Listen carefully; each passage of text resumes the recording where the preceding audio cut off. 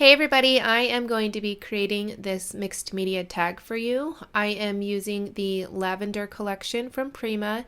If you want a more detailed look at the papers, I have a haul video and I will link it in the upper right hand corner so you guys could check it out if you missed it.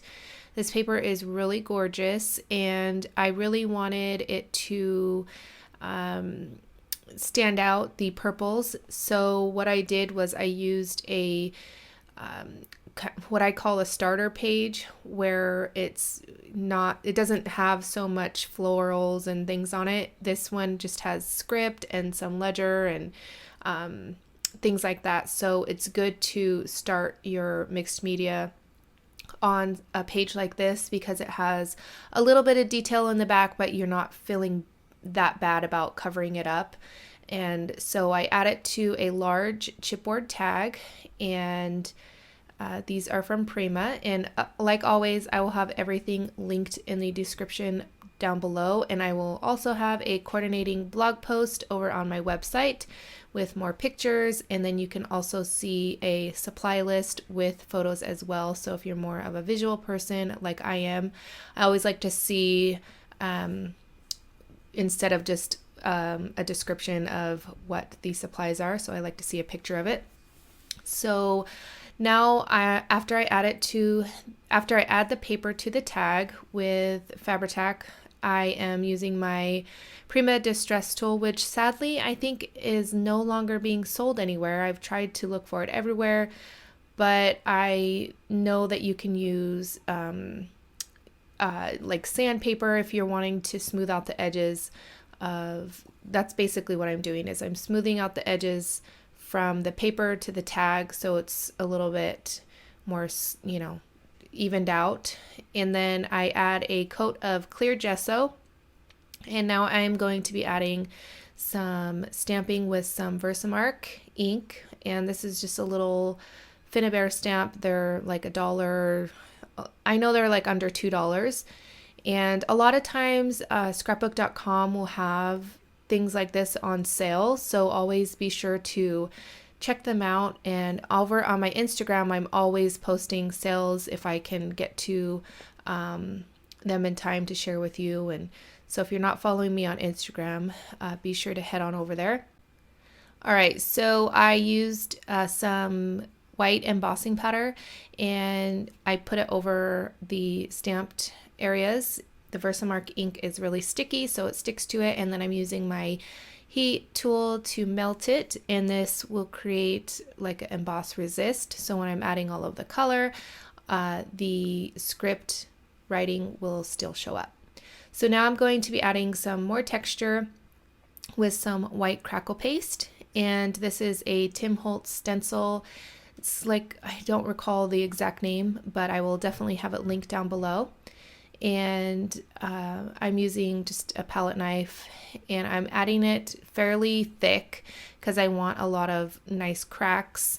And then I add it in the upper left hand corner, and then I add a little bit to the bottom, and then also to the left hand side, but I don't show that part. It is a little bit tricky when you're trying to do parts like this and not use a stencil as a whole, because you kind of have to bend it up unless you're very patient and you want to wait. I'm definitely not that person. All right, so after the crackle paste dries completely, I'm adding some drywall joint tape. I have seen other people use something similar. I don't know if it's the exact same thing, but I browsed around and I found this, and it was fairly cheap, so I grabbed some, and it's sticky on one side.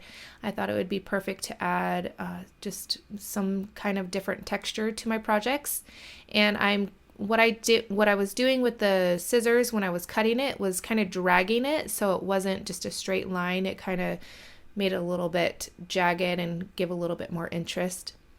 So I added some clear gesso over the tape, and then now I'm just adding some more crackle paste so that I can get cracks in between, because it's like a mesh almost. So I want sort of like the cracks in between, and just to create lots of texture.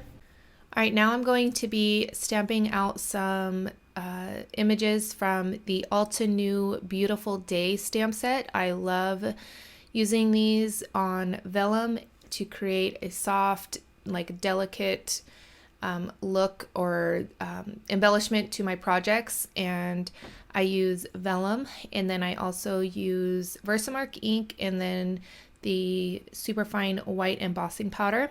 That's what I'm doing here. So I stamped out some of the leaves and then the main flower outline, and so I'm just adding the embossing powder now, and then I will put that back in the container, and I am now using my heat tool to melt that embossing powder. And like I said, I love using stamped images like this because it gives a nice delicate touch to the project. So now I'm adding some clear gesso to all of my ephemera pieces, and I did cut out some of the flowers from the paper. Took a very long time, and I just wanted to show that so that you guys can see that I did do that. And now I am adding, after all of that dried, I wanted to make sure it was all dry, so I am adding some color with the Ken Oliver colorburst powders. And I believe the color I used first is Merlot. It's a very beautiful color. And I really wanted it to be really intense, so I was trying not to add too much water. And then I go back and I add more of that pigment powder. It's amazing. I always say this, it's super messy, but it's really beautiful. And then the other color I use is Wisteria, I believe. And oh no, this color is Merlot, and then the first color was Wisteria. So both beautiful colors, and I did want a variation of color, so that's why I'm adding the two. And then I used a paintbrush because, like I said, I didn't want to add too much water, and so I used a paintbrush to kind of move the color around where I want it. And then now I'm using the heat tool to dry it, and it makes really cool like puddled effects when you do this instead of just drying naturally. And I'm going to add even more color, build up the layers of color, and you don't want to just stop at one layer. You could definitely add more. These are they react to water, so that's why you want to dry in between, and then try not to add too much more water, because then you'll just, especially if you're going to be using different colors, like say I was going to add a little bit of yellow, you definitely want to be careful because you'll end up with a big muddy mess. Now I am taking some Prima color bloom sprays, and the color I used was pink crocus, I believe, when I was splattering it. And now I'm using some precious stone just to add more depth to the project. And in the end, it doesn't end up looking this dark. I know it's pretty dark right now, but in the end, I lighten it up. But I did want to add a lot more depth to the project because I'm going to be layering lots of things on top. And now I am wanting to kind of fade out the color. I don't really like those harsh lines. And so what I did was I added some stormcloud color bloom spray. And I'm taking my finger and just lightly tapping over where the purple is, and lightly tapping it outwards. So that way it fades out a little bit and it looks a little bit, I don't know, it looks better to me, personal preference, I think, because I don't like those harsh lines. Now I am taking some IOD clay pieces that I had created that were in my stash, and I did add a coat of white gesso to them, lightly. I didn't fully cover them, but I like to do that because it makes really cool effects when there's some parts of the paper clay with gesso on it, and then some that are just a paper clay, because when you add the color to the paper clay, it seeps in and it just looks really cool. So I wanted a variation of that so that's why I added the gesso. So I'm going to just continue to add embellishments. I add those stamped images, I add some ephemera, I add some upholstery thread, things like that. So I am just going to play some music and I will be back shortly.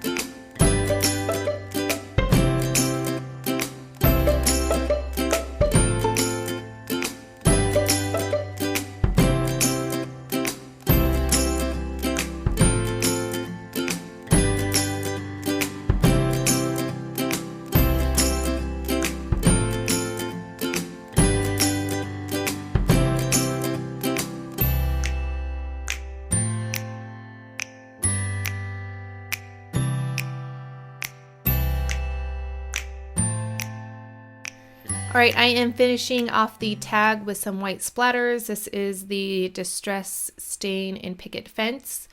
And then I'm going to add some, I believe it's white crackle paste around the edges because I didn't want the chipboard to show. And that is going to complete my tag. If you guys enjoyed this video, please give it a thumbs up and leave me a comment down below. Please visit me over on my website and on Instagram. Here's a couple more videos you might enjoy. And thanks so much for watching, and I'll catch you guys later. Bye.